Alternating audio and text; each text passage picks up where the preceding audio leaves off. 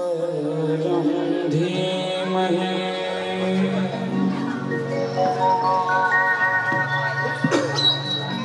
कृष्ण त्वदीय पद पंकज पंजरान्ते अद्यैव मे विसतु मानस राजहंस प्राण प्रयाण समय कफुभाद प्रत्यय।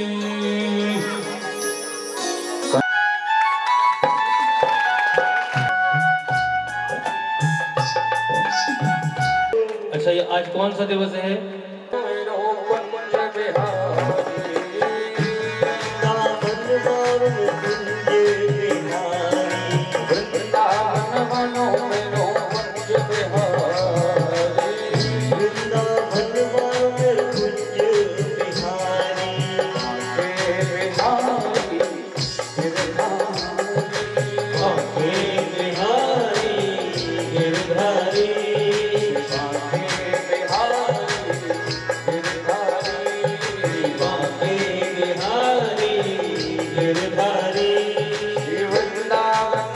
बड़ी सुंदर कल कथा श्रवण करी।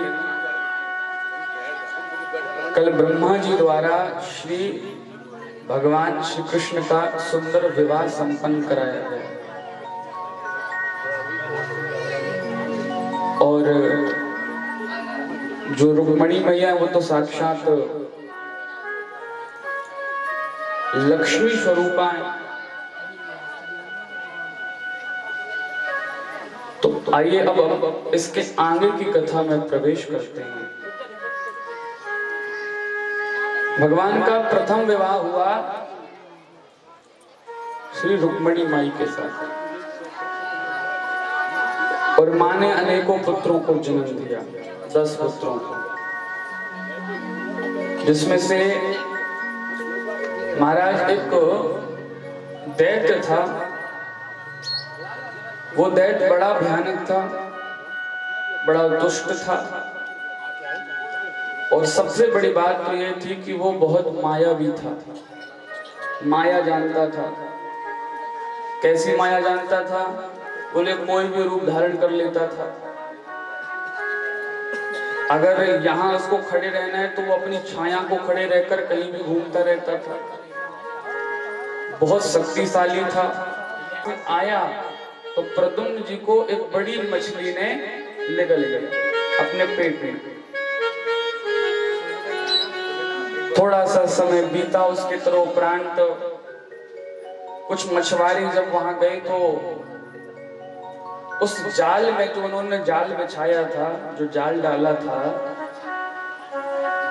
परमात्मा के आदेश अनुसार या भगवान के माया अनुसार वही मछली उस जाल में फंस गई जिसने प्रद्युम्न जी को निगल रखा था। काल सबको मिटा देता है, काल को कोई नहीं मिटाता।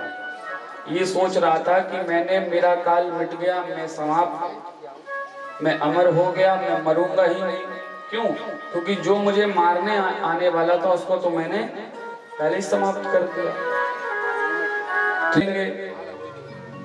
भयहीन हो जाएंगे तो स्वाभाविक है कि शायद हो सकता है कि हम बुरी संगत में प्रवेश कर जाएं। तो जीवन में किसी ना किसी का, माता का, पिता का, भाई का या और जनों का जीवन में भय होना बहुत जरूरी है, डर होना बहुत जरूरी है। जब तक ये डर रहेगा, जब तक हम सतमार्ग पर चलेंगे, डर रहेगा कि अगर हम ये कार्य करेंगे ना तो ऐसे तो डर रहना जरूरी है। जिसके जीवन में डर नहीं रहता वो भयहीन हो जाता है और फिर उसके मन में जो आता है वो वही करता है। इसलिए अपने बच्चों को आप प्यार करें, दुलार करें, पर समय आने पर उसे ताड़ना भी देते रहें। ज्यादा दुलार करेंगे तो वो बालक बिगड़ जाएगा, जैसे धुंधकारी बिगड़ गया था। धुंधकारी का ये प्रारब्ध नहीं सुना है कि वो पहले से इसका ये लिखी गया था कि महाराज ये तो प्रेत ही बनेगा। नहीं, अगर ये बुरी संगत में प्रवेश नहीं करता तो अपने ज्ञान अनुसार अगर मैं कहूँ तो हम कुछ और कथा सुनते, पर ये बुरी संगत में प्रवेश कर गया एक ही सोचा भैया एक ही बालक है, मत रोको टोको मत हल्ला करो, तो वो धीरे धीरे नहीं रोका नहीं टोका तो धीरे धीरे वो और बुरी संगत में प्रवेश करता, डर समाप्त हो गया। इसलिए जीवन में डर होना बहुत जरूरी है।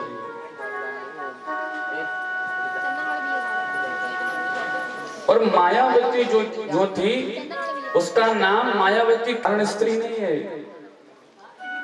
पर इसका मतलब ये नहीं कि माया जानती है तो परमात्मा हो गई।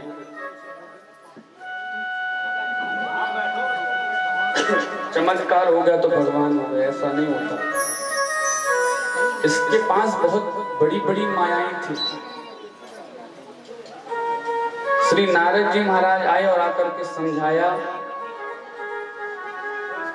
कि देखो ये जो है ना ये तुम्हारे पतिदेव हैं। माँ कहने लगी बोले प्रभु ये इतना छोटा बालक मैं इतनी बड़ी कैसे पतिदेव कहलाएंगे। तो समझाया नारद मार्ग बता रहे हैं कि जब महादेव ने जब तुम्हारे पतिदेव को नष्ट किया था उस समय तुम्हें एक वरदान दिया था, याद करो कि कृष्ण के पौत्र के रूप में तुम्हारा पति जन्म लेगा। ये वही पति है कामदेव। तो मायावती विचार करने लगी बोले प्रभु जय हो आपकी, पतिदेव से आपने मिलाया, भगवान के वचन सत्य, मुझे तो विश्वास नहीं था पर जय हो करने लगी। और अब इसके मन में भाया नहीं तो इसके पास इतनी माया थी कि इसने रसोई से जल लिया और कुछ पढ़ा, मंत्र वगैरह पढ़ा और जैसी बालक में छिड़का तो नन्हा सा बालक युवा हो गया। इससे बड़ी माया आज के समय कोई ऐसा कर दे तो ऐसी ऐसी विद्याएं थी राक्षसों के पास, बहुत बड़ा हो गया बालक, मान लो जैसे कि रति के बराबर हो गया। और सब उसको बताया गया प्रद्युम्न जी को कि ऐसा ऐसा हुआ था भैया, ऐसा ऐसा हो गया। तो प्रद्युम्न जी सम्रासुर को मारने चले और मारने जब चले तो मायावती ने समझाया कि नहीं प्रभु अभी आप सम्रासुर से युद्ध करने योग्य नहीं है, नहीं होता, ये गांठ बांधे हैं, खूब भजन करोगे ऐसा कभी नहीं होगा। जो उनको मंजूर तो हो गया, वो तो बुरी संगत में प्रवेश कर गया, चला गया। अब आप अपना हित सोचो, अपना कल्याण करो। आप अगर जीवन में प्रतिष्ठवान हो, प्रतिष्ठित हो और आपका कोई अगर भाई हो, बंद हो, कोई अगर गलत संगत में प्रवेश कर गया तो उसमें आपकी थोड़ी ना कोई गलती है। और ना गलती प्रारब्ध की है, ये गलती किसकी है? हमारी है। ये मन बड़ा चंचल है, हर जगह इस मन को चंचल बताया। चंचलाय मनम कृष्ण, जितने चंचल भगवान श्री कृष्ण हैं उतना चंचल हमारा मन है। तो जब तक मन को नहीं संभालोगे, अब ऐसा नहीं कि मन जो कह रहा वो करो, नहीं, कभी कभी मन के विरुद्ध भी काम करो। इंद्रियों को संभालो, प्रयास करो। अब मन कह रहा है कि भैया चलो अब ऐसे काम करना है, मन ने कहा, आपके शरीर ने काम करना चालू कर दिया। जैसे आज की जो कथा है श्री सुदामा जी की, उन्होंने अपने मन को काबू कर रखा है, इंद्रियों को जीत रखा है। जैसे इंद्रियां कहती है कि ये खा लो तो वो खाने नहीं जाते, वो संभाल लेते, संभल जाते, नहीं, तो इंद्रियों को उन्होंने जीत रखा है, इसलिए वो हर स्थिति में प्रसन्न रहते हैं। तो ऊपर बोलूंगा तो आप थोड़ी समझ नहीं पाएंगे, पर संत महात्माओं को रखना पड़ता है, साधु संतों को रखना पड़ता है। और भी कुछ चीजें हैं जो तो मैंने ऐसे समझाया आपको कि ऐसा, तो मन को काबू रखना पड़ता है, मन को संभालना पड़ता है। इसमें किसी का कोई दोष नहीं रहता, ना प्रारब्ध का। ये तो आपका प्रारब्ध बन गया, जैसे आपने दुष्कर्म में प्रवेश कर गए, आप बहुत बुराइयां कर रहे हो, लड़ाई झगड़े कर रहे हो, बुरी हरकतें कर रहे हो, तो ये आपका प्रारब्ध फिर बन रहा है। बोले फिर से आपको धरातल पर जो है वो तो है ही है। अब फिर जब आओगे जो आज कर रहे हो फिर उसका भोगन करोगे कि देख बेटा उन्हें उस समय ऐसा किया था, ऐसा किया था, तो बोलोगे तो उसको मानना पड़ेगा क्योंकि परिवार है। परिवार जन है, एक सम्मान रखना पड़ेगा। तो आज जो आप कोई भी गलत काम कर रहे हो, लोगों को सता रहे हो, दुष्कर्म कर रहे हो, माँ बाप को पीड़ा दे रहे हो, या और भी कई दुष्कर्म काम हैं, तो आपका भोगन लिख गया, अवश्यमेव भोक्तव्यम कृतं कर्म शुभाशुभम। आपको भोगना ही पड़ेगा, आज नहीं तो कल।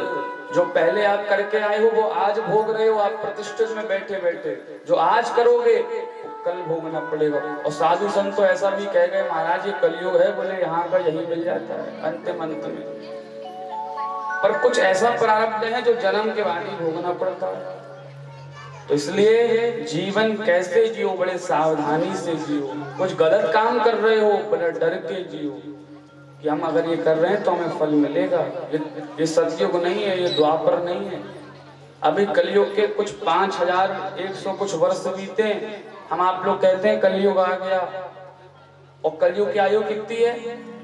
4,32,000 वर्ष। 4 लाख तो हटा दो, 32 ही नहीं बीती अभी। और फिर जब भयंकर कलयुग आएगा फिर क्या कहोगे? ये कलयुग नहीं है, ये तो ठीक है प्रारंभ में, ये हमारे दुष्कर्म का परिणाम है।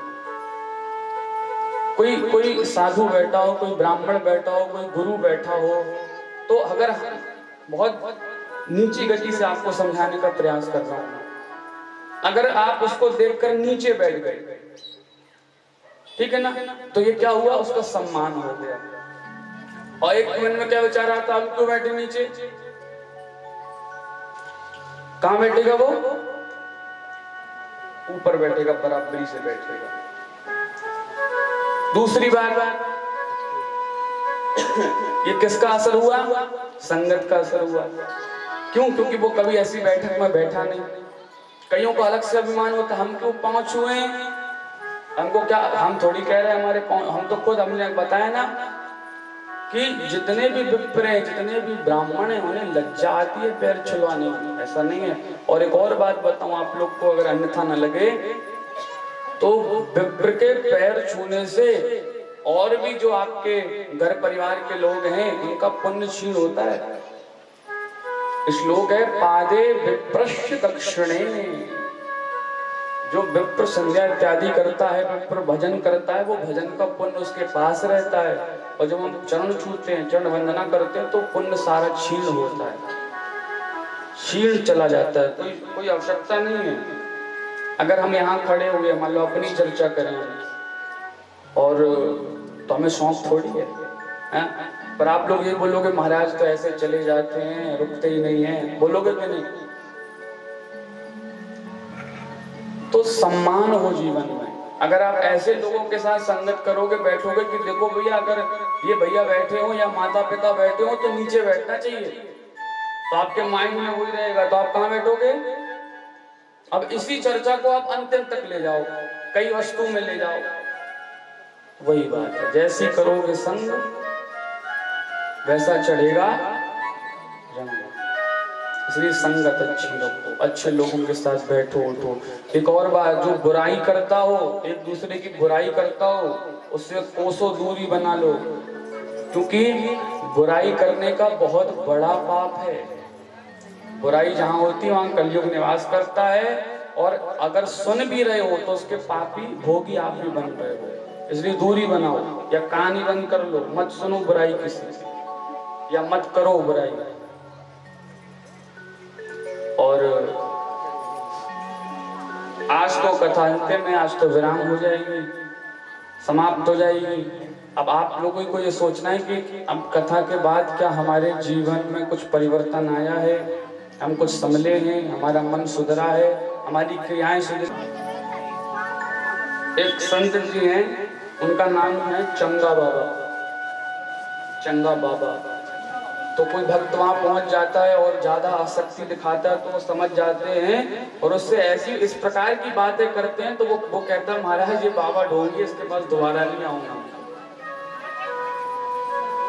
ऐसी बातें करके भगा देते हैं, क्योंकि वो चाहते ही नहीं है कि मेरे पास कोई मानव आए, मैं विरक्त रहना चाहता हूं।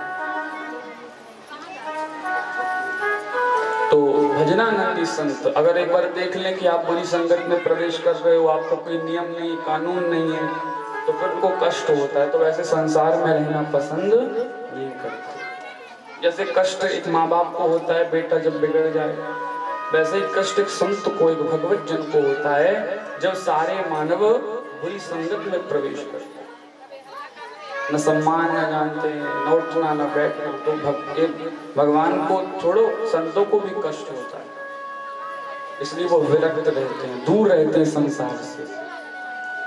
और कोई भजनानंदी आया, कोई अच्छा व्यक्ति आया, कोई साधु संत आया, कोई भक्त आया, तो उसको शरण देते, उस पर कृपा करते।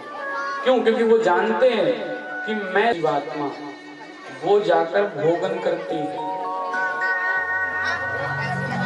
जाकर के पुण्य का, कुकर्मों का, ये सब भोगन करती है। ये शरीर नाशवान है, इसकी मृत्यु हो जाती है। मन किसका कल्याण होता है? मन का कल्याण। राजा परीक्षित के मन में आनंद भर गया है, कर्णों में रस भर गया है, और उसी कथा को जो वो श्रवण कर रहे हैं, उसी से वो क्षुधातुर नहीं हो रहे, उनको भूख नहीं लग रही, उनका पेट अपने आप भरता जा रहा है। जैसे कभी कभी होता है ना, कथा हम सुनने बैठे, भगवान का कुछ कार्य करें तो उस दिन भूख नहीं लगती, पता ही नहीं चलता कि हमने कुछ खाया भी है कि नहीं खाया। तो ऐसा भाव उत्पन्न होकर वो कथा सुन के जब हमारे साथ हो सकता है, तो वो तो राजा परीक्षित है, वो तो भगवान का प्रेमी है। तो सुखदेव कहते हैं, अब मैं तुम्हें एक सुंदर कथा सुनाता हूं, भगवान के सुंदर कृपा की कथा सुनो। बोले प्रभु सुंदर कृपा, भगवान ने तो कण कण में हर कथा में कृपा करी है, ये विशेष कृपा है क्या? बोले परीक्षित ये विशेष कृपा है, इससे बड़ी कृपा भगवान ने और कहीं नहीं की। ये तो ऐसी कृपा भगवान ने कर दी कि कुछ जो अज्ञानी लोग हैं वो भगवान को दोषी करते हैं, गलत भाव रखते हैं, ऐसी कृपा भगवान ने की। तो परीक्षित कहते हैं, गुरुदेव अगर कुछ ऐसी भरपूर कृपा हो तो आप उसकी कथा मुझे अवश्य श्रवण कराएं। बोले ठीक है। एक राजा था जिसका नाम था सत्राजित। वो राजा भगवान श्री सूर्य नारायण का उपासक था।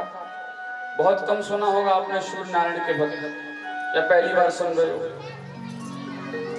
पर वो सूर्य नारायण देवता भगवान का बहुत बड़े पुजारी थे और सेवा करते थे। एक दिन सेवा करते करते सूर्य नारायण पर प्रसन्न हो गए और एक सुंदर चमकदार मणि उनको प्रदान करी। उस मणि का नाम था शमंतक मणि।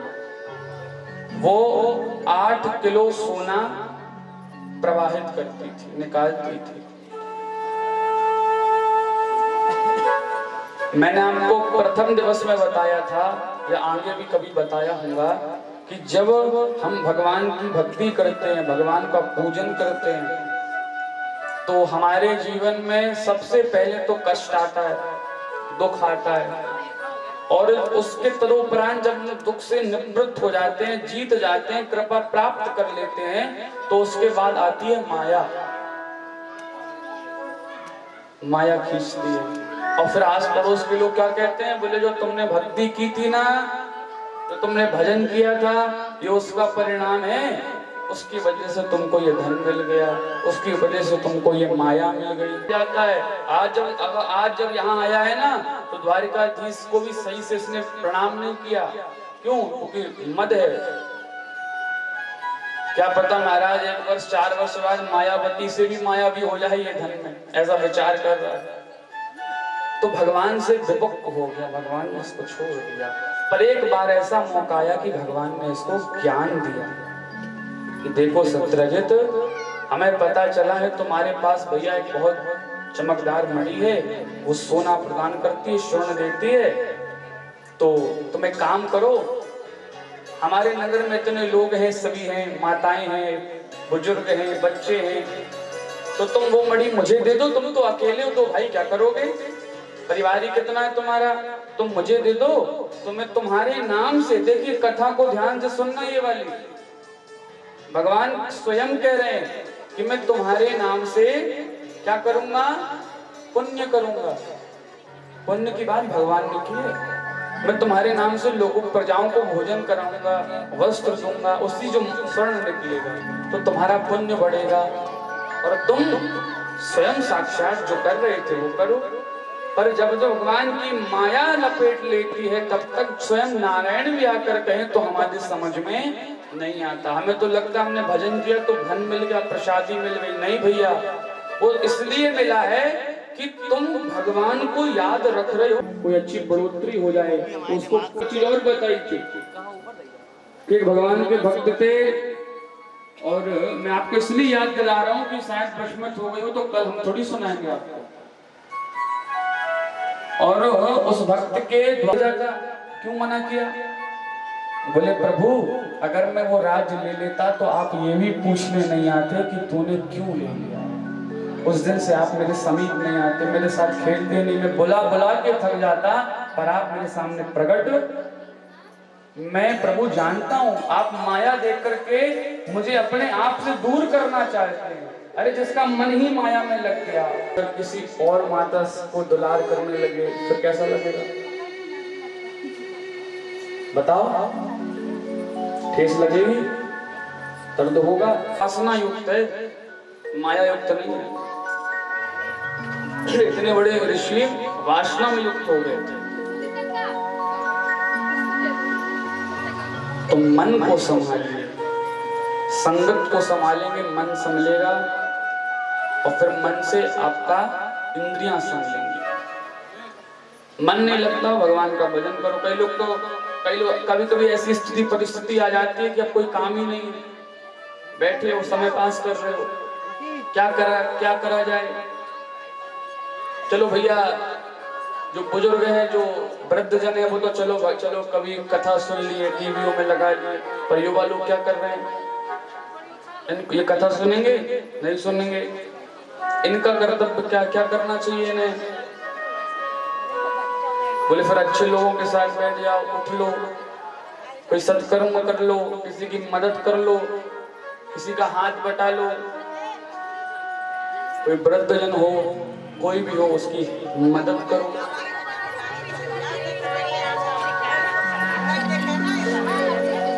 बोले वृंदावन पे हरिलाल जय हो। तो ये भगवान की किसकी कथा है? भगवान की कृपा की कथा है।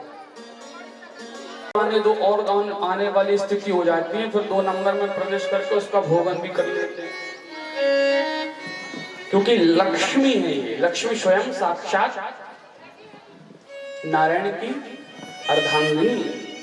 लक्ष्मी वहीं सफल होती है जहां पर धर्म होता है, जहां सुमत होती है, जहां सत्य होता है।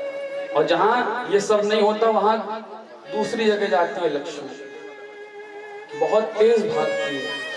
जैसे किसी के घर में 10,000 रुपया महीना आए तो घर चलेगा, किसी के घर में 10 लाख भी महीना आएगा तो भी नहीं पूजेगा।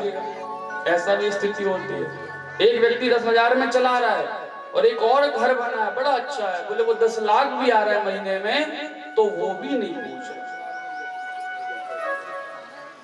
बस लगे हैं कमाने। क्या होगा? एक दिन चले जाएंगे और फिर दोबारा आएंगे, अब न जाने क्या बन के आए। ऐसी स्थिति होगी। तो भगवान, मैं अक्सर कथा में कहा करता हूँ, भगवान की शरण में जो रहता है,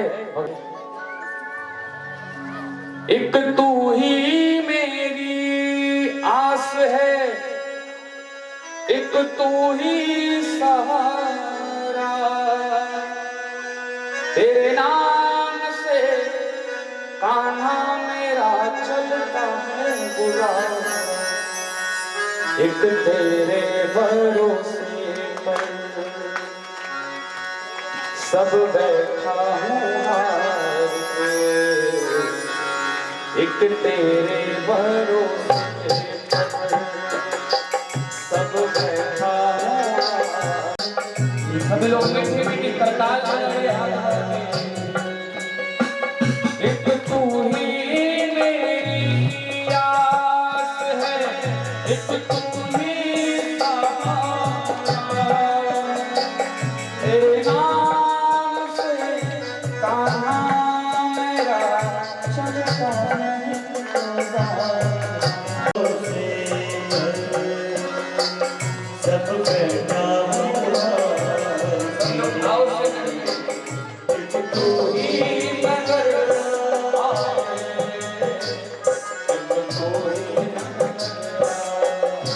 हरि हरि बोल।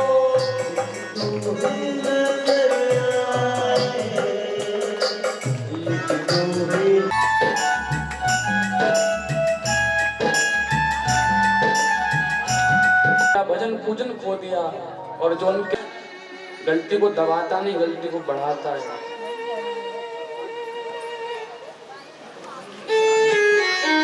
और क्या पता भैया, ऐसा भी कभी कभी हो जाता है कि हमारी भी बुराइयां होने लगती हैं और लोगों की भी बुराइयां होने लगती हैं। आप जो बैठे हो, आप लोगों की भी कोई बुराई करता होगा। तो कलंक वो वस्तु है, अगर जीवन में लग गई तो ये संसार नहीं छोड़ता। पर भगवान को कलंक लगा तो भगवान ने कहा मैं इस कलंक को मिटा दूं, वरना आगे के समय में लोग मुझे क्या समझेंगे कि भगवान ने ऐसे ही किया था। तो भगवान कलंक मिटाने निकल पड़े। बोले द्वारिकाधीश भगवान की जय हो। भगवान ने दर्शाया प्यारे, तू कर्म कर, बाहर निकल, मैं तेरी सहायता करूंगा। क्योंकि भगवान कलंक मिटाने के लिए स्वयं गए। चाहते थे तो मन से सोच लेते, सब हो जाता, पर भगवान स्वयं गए। और जब वहां गए तो क्या देखा? बोले साक्षात प्रसेनजीत जी पड़े हुए हैं, मृत्यु हो गई है। थोड़ा आगे गए तो देखा एक सिंह पड़ा है, आगे देखा तो एक भालू के पैरों के निशान है, सामने देखा दिव्य गुफा है और उस गुफा से मणि का प्रकाश निकल रहा है। पर जामवंत जी कहने लगे कि ये मणि तो मैंने अपनी पुत्री को दे दी है, अब तुम्हें ये मणि नहीं दे सकता, जैसे आए हो वैसे चले जाओ। भगवान कहते हैं मणि तो मैं लेकर जाऊंगा, कलंक का सवाल है। और बोले कलंक भी है, कुछ और भी बातें। देखिए भगवान की प्रत्येक क्रियाओं में कोई ना कोई बात छुपी है, कोई ना कोई अर्थ है, उसको देखने वाला चाहिए। भगवान की कथा में आप जितनी गहराई में, अवतार में मुझे दर्शन चाहिए। प्रभु अगर आप कृपा चाहते हैं, कृपा करना ही चाहते हैं, तो मुझे आपके इस स्वरूप से संतुष्टि नहीं है। आप तो ऐसे लग रहे हैं जैसे कोई साधारण मानव मुझसे मिलने आया हो। वो छवि, वो प्रभुता मुझे इस शरीर में दिखाई नहीं दे रही। मेरे नेत्र अभी भी तरस रहे हैं, अभी भी मैं व्याकुल हूँ। अगर आप चाहते हैं कि मेरा कल्याण हो और मेरा जो वरदान है वो सार्थक हो, तो वही श्री राम के दर्शन आप मुझे कराएं। अब बताइए, भगवान इतने कृपालु हैं कि भगवान ने कृष्ण अवतार में भी रामावतार धारण किया। कृत मुरली और कृत चंद्रिका, मुरली अलग हो गई। कृत मुरली कृत चंद्रिका, कृत गोपन को सार, अपने जन के कारण श्री कृष्ण भय रघुनाथ। श्री कृष्ण भय, मुरली अलग हो गई। सीता बोलिए राजा राम कर रहे हैं। तो वो जगह कहा कि मैं जगन्नाथ को पति रूप में पाना चाहती हूँ, उनका वर्ण करना चाहती हूँ, इसलिए मैं तप कर रही हूँ।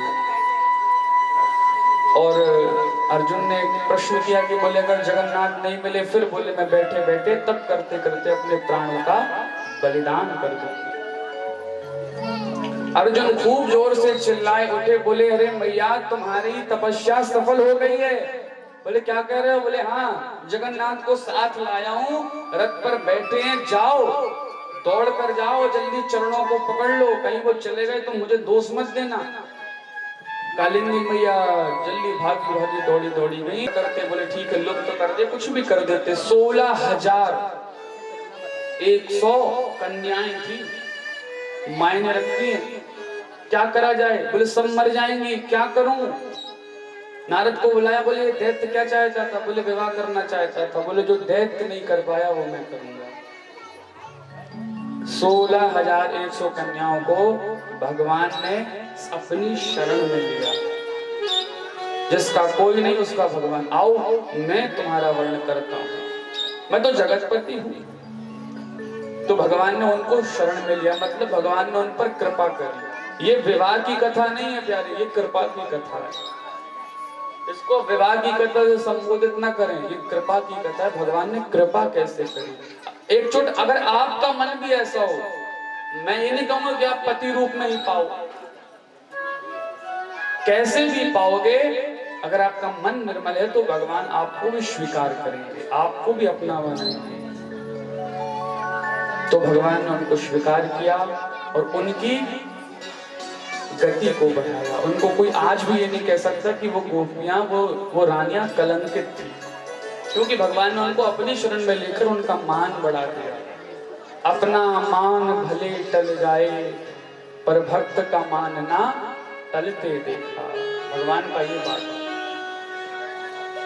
अब आइए इसके बाद हम श्री सुदामा जी की कथा में प्रवेश करें। सारे नगर में घोषणा कर दी कि गुरु रामनिवास को मारना चाहता है, मार रहा है। सारे नगरवासी बड़े बड़े डंडे लेकर के गुरु को मारने चले आए। सुंदर वातावरण हो गया और यहाँ लगा है रामनिवास काटने। वो ये भी नहीं सोच रहा कि मैं मर जाऊंगा, बस गुरु आज्ञा ये विचार है। काट रहा है, काटते काटते काटते एक भाव है ना,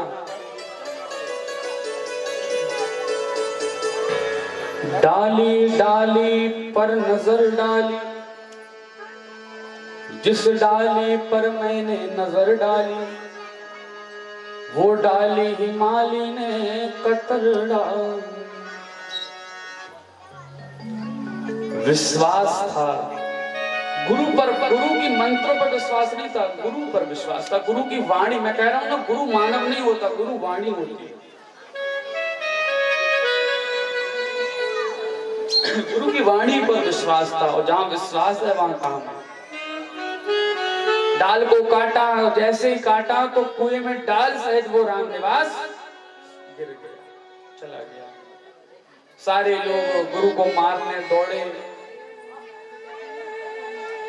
मारने वाले थे, गुरु ने समझाया, बोले ठीक है, कुछ विलंब हुआ, बोले हमारा पुत्र तो चला गया, मर गया। अरे आपकी सेवा में दिन रात बिता दिया, हमारी सेवा भी नहीं किया। एक नगर है मझौली के पास, इंद्राना, उस नगर में बड़ी कथाएं हुई हैं। वहां पे एक शिष्य था, अब शिष्य कहूं या बालक कहूं, तो उसने बचपन काल से वहां पर एक महाराज जी संत है, तो उसने अपना जीवन उन्हीं के चरणों में विलीन कर दिया। वही रहता है, घर में ही घर में उसका घर यही है, पर गुरु का घर भी उसी गांव में है, उसी नगर में है, पर घर नहीं आता। और विगत 6-7 महीने पहले वही शिष्य गुरु की सेवा करते करते इतनी सेवा करी गुरुदेव की कि और साक्षात महाराज कह रहे हैं कि उसे मोक्ष प्रदान हो गया। गुरु से पहले उसका गोविंदाय नमः।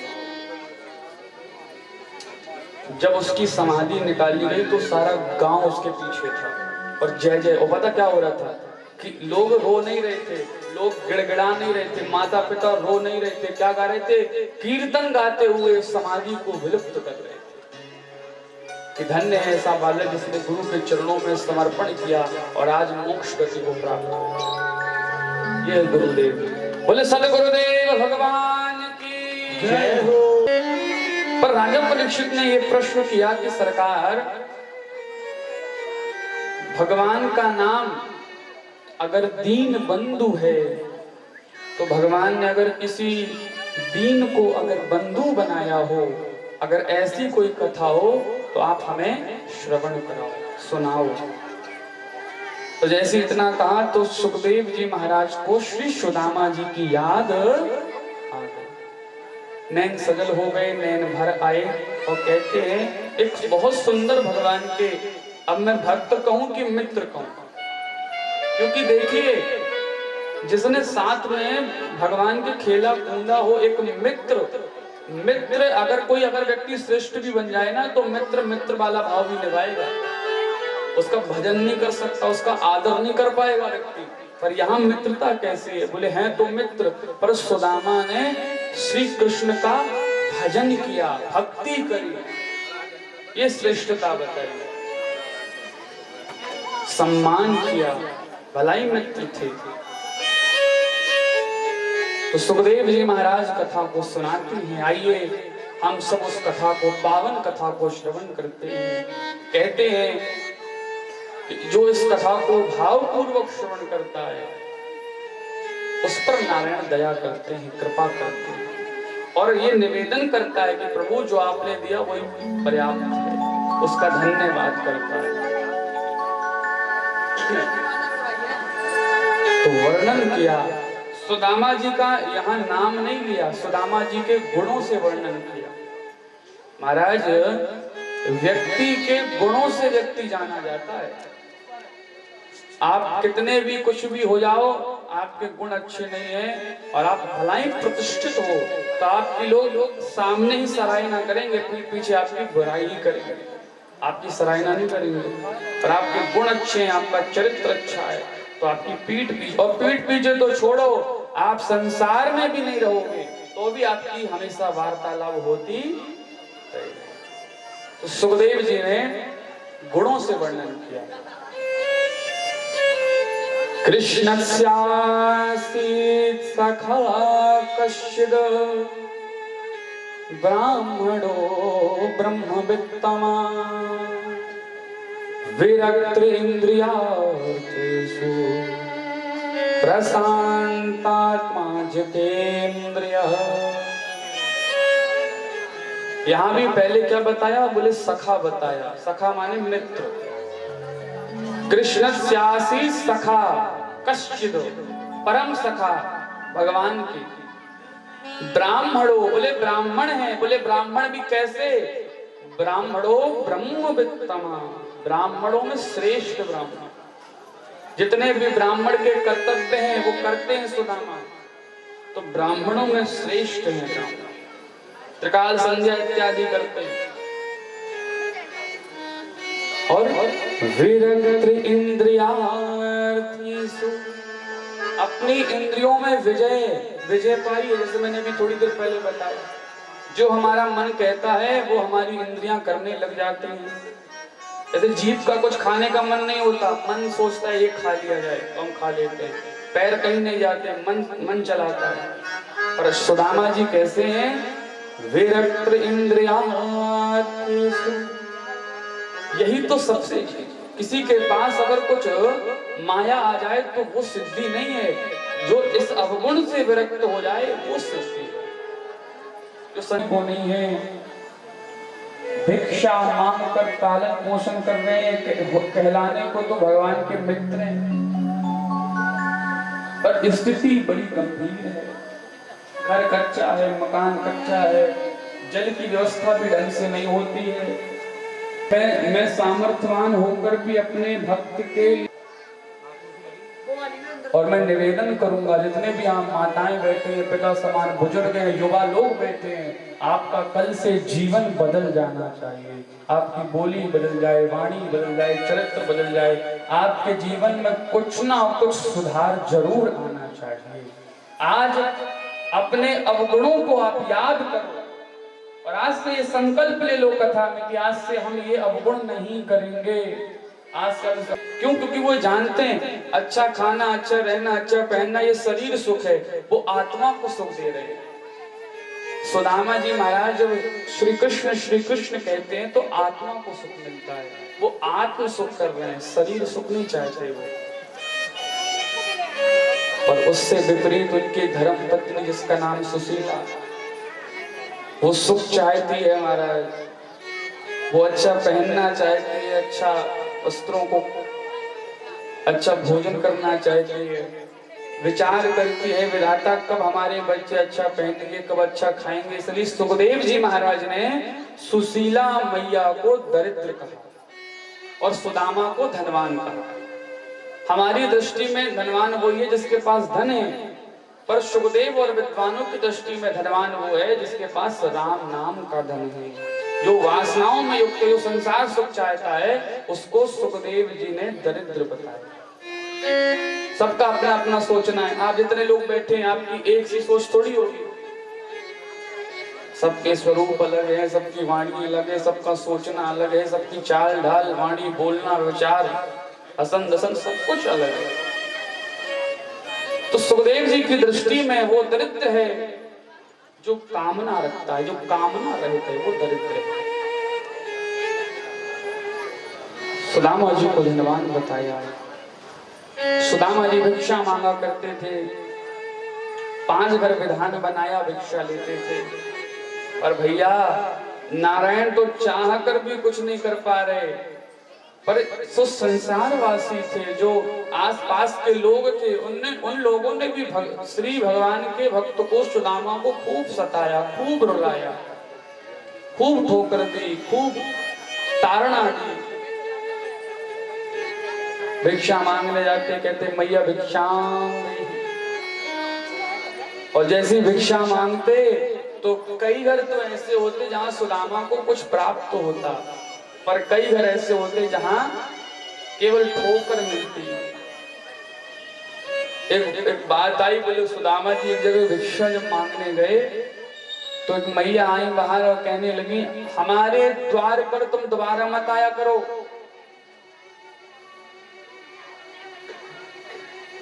भगवान का भक्त कौन है, सरल है, सज्जन है, कैसा है हम नहीं जानते। इसलिए शास्त्र भी कहता है किसी का अपमान मत करो, किसी के दिल को मत दुखाओ, क्योंकि ये आप नहीं जान सकते कि वो व्यक्ति कैसा है, वो कैसा भजन करता है, उसके अंदर का भगवान के प्रति भाव कैसा है। इसलिए किसी व्यक्ति सज्जन को मत सताना।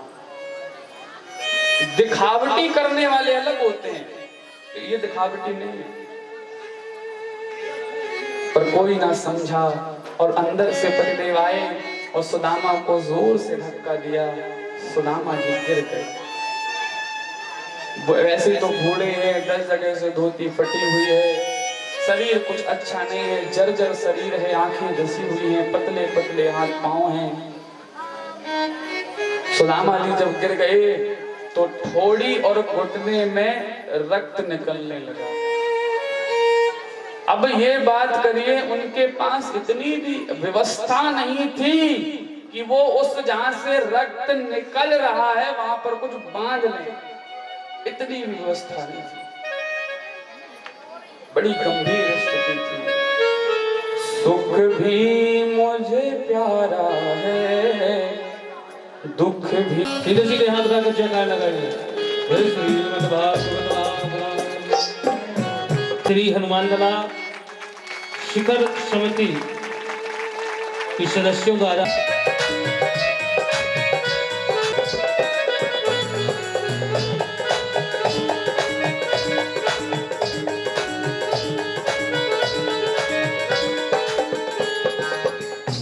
मेरे सेठ हो, तुम साहूकार हो, तुम मेरे सेठ हो जी, तुम साहूकार, तुम मेरे सेठ हो, तुम साहूकार हो, तुम मेरे सेठ हो, तुम साहूकार हो।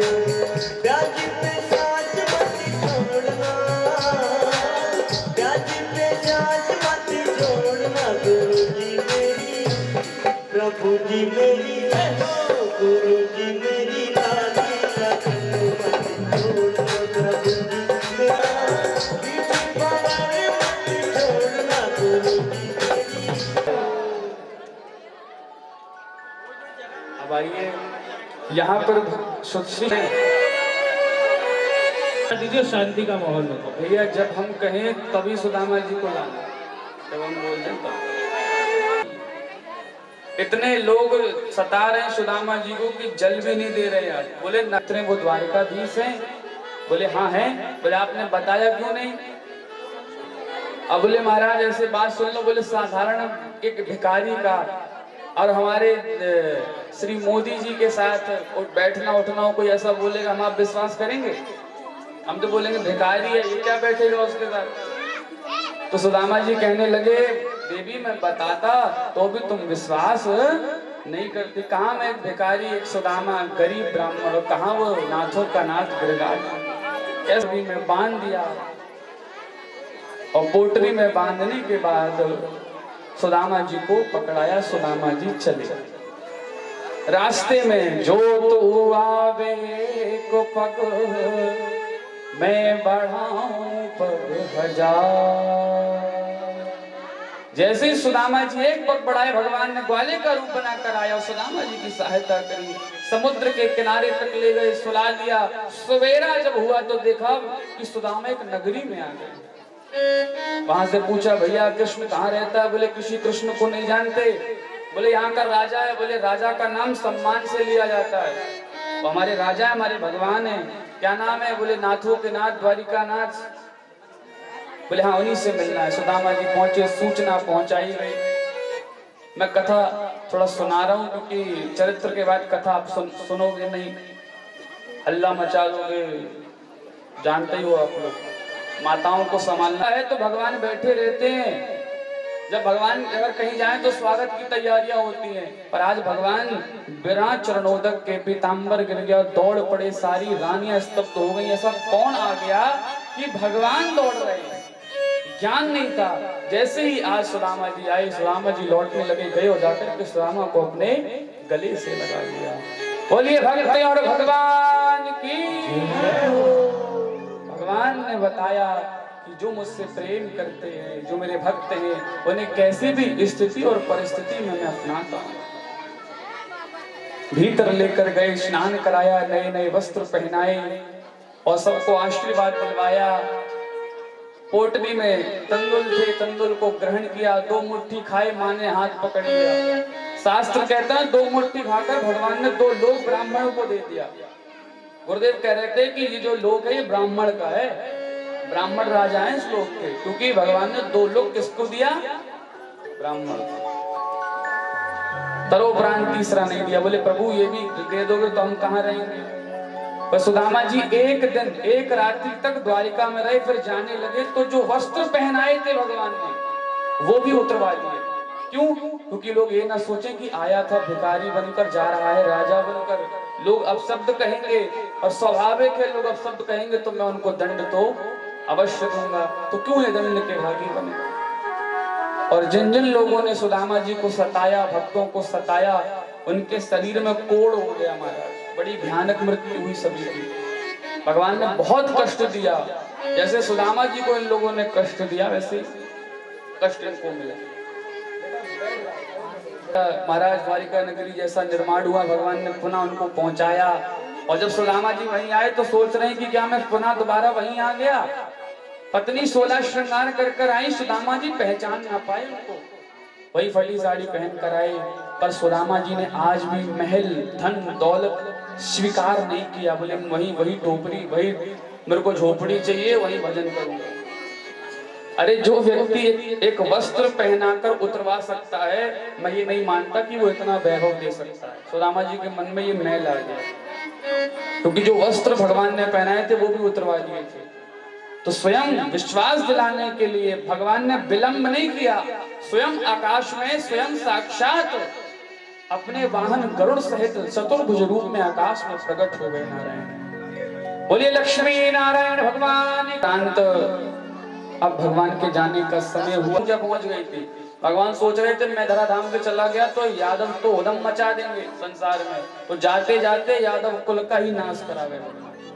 इतनी ज्यादा संख्या थी भगवान के परिवार की। 16,108 रानियां थी, प्रत्येक रानियों के गर्भ से 10-10 पुत्रों ने जन्म लिया था। जोड़ लो। तो भगवान ने श्राप जानबूझ के दिलवाया, मूसल को घिसवाया, समुद्र में फिकवाया। वो मूसल गया और जाकर के शेषा। बलराम जी महाराज की जय हो।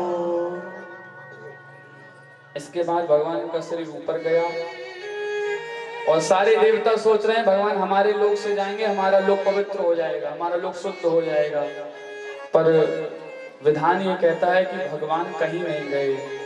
भगवान का वो शरीर एक प्रकाश बन गया, प्रकाश बनकर आया।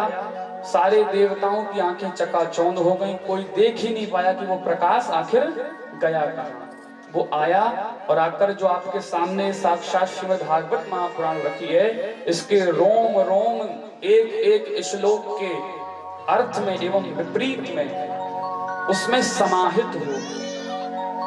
साक्षात भगवान का जो शरीर है, जो तेज है, वो भागवत में विलीन हो गया। इसलिए कहा श्री भागवत भगवान तुम श्री कृष्ण के अवतार हो। श्रुति वेद शास्त्र पुराण तरु के सुखद फल यश सार हो। जो भागवत नित्य पढ़े उसका हृदय भाव अपार हो।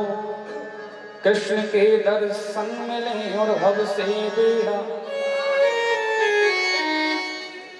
भगवान समाहित हो गए भागवत जी में, इसलिए कोई साधारण ग्रंथ नहीं है।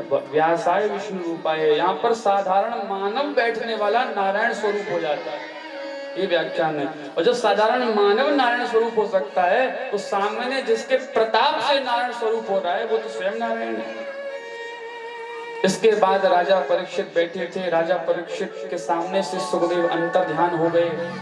तक्षक सर्प आया और आकर राजा परीक्षित को डसा। डसा क्यों? क्योंकि संत की वाणी था, संत की वाणी थी अपमान नहीं करना। इसलिए भगवान ने कहा कि सर्प डसेगा, पर कब डसेगा? जब राजा परीक्षित की मन का एवं आत्मा का मोक्ष हो जाएगा। आत्मा गई, मन का मोक्ष हुआ, शरीर बस पड़ा था, तो शरीर को जैसे ही डसा तो इतना उसमें विष था कि शरीर को डसते साथ राख बन गया शरीर। इतना खतरनाक सर्प है। और राजा परीक्षित का कल्याण हो गया। अब आइए हम उन 4 श्लोकों का श्रवण करें, जिससे सारी भागवत का फल मिलता है। फिर अंतिम में एक श्लोक कहेंगे, उसको आप लोग दोहराइए। सारी प्रणामो दुख समनस तम नमामि हरिपदम, तम नमामि हरिपदम। सारी भागवत को लिखने के बाद उन्होंने क्या लिखा? जो हरि के नाम को गाएगा उसका कल्याण हो। ऋतेर्थम यत् प्रतीयेत न प्रतीयेत चात्मनि, तद्विद्यादात्मनो मायां यथा भासो यथा यथा महन्ति भूतानि भूतेषु स्थावसेषु प्रविष्टानि प्रविष्टानि तथा तेषु न तेषु। एतावदेव सभी लोग हाथ जोड़ो। अन्वयव्यतिरेकाभ्यां यतस्यात् सर्वत्र सर्वदा, यतस्यात् सर्वत्र सर्वदा। बोलिए भागवत भगवान की जय हो। सुखदेव भगवान की जय हो। वेदव्यास महाराज की जय हो। शेर माता की जय। हम पंछी हैं जाने वाले, हमसे ना प्रेम करो।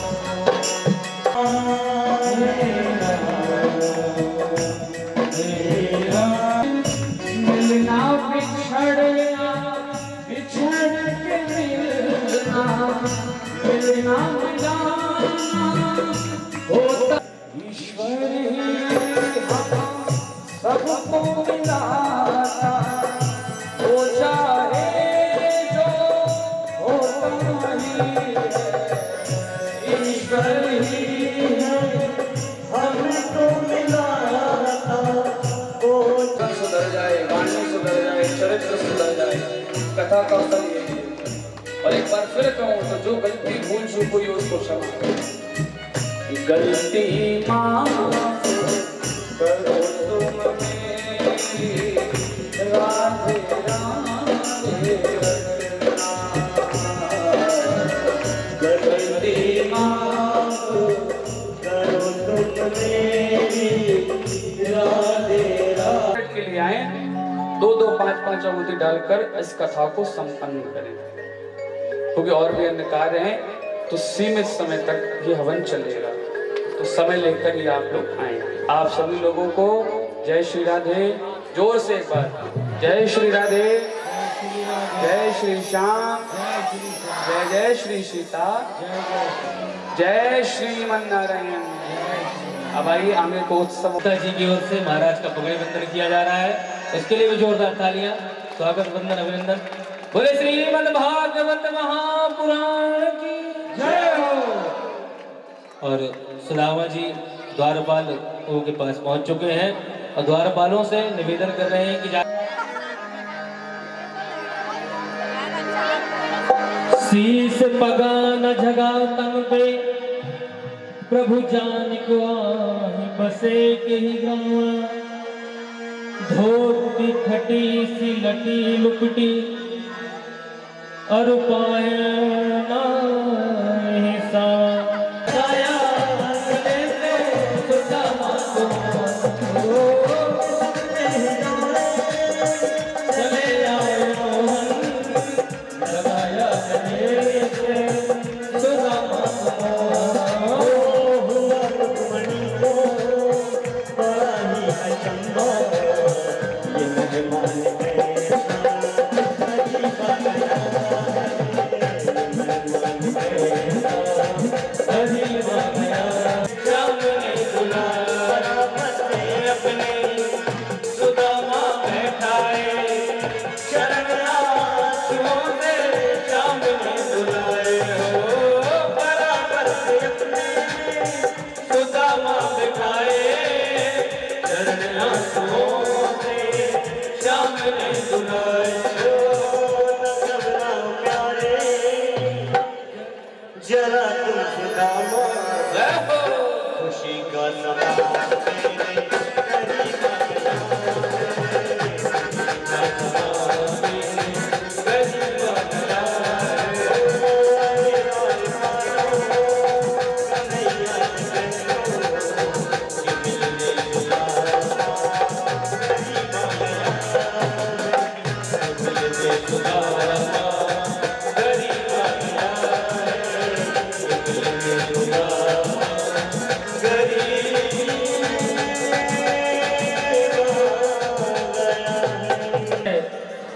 गुरुदीक्षा का हवन है, भंडारा है।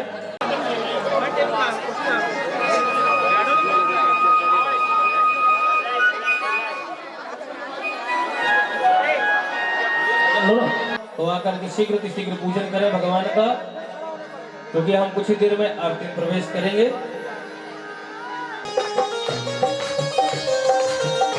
जय हो।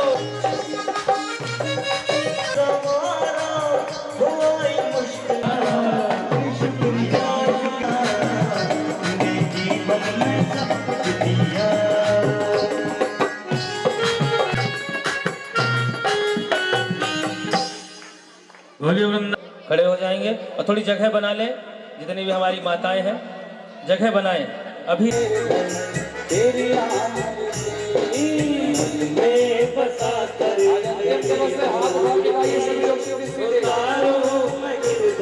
तेरी आरती, मन में बसा कर उतारो तेरी आरती, मन में बसा कर तेरी मूर्ति, उतारो नगर पर तेरी आरती।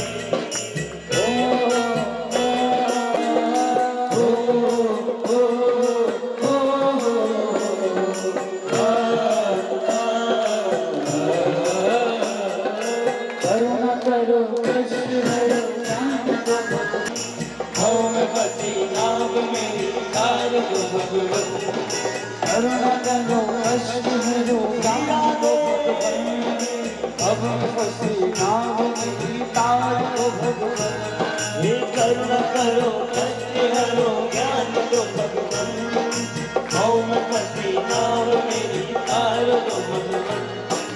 दर्द की दवा तुम्हारे पास है, वो दर्द की दवा तुम्हारे पास है, दर्द की दवा तुम्हारे पास है। वो दर्द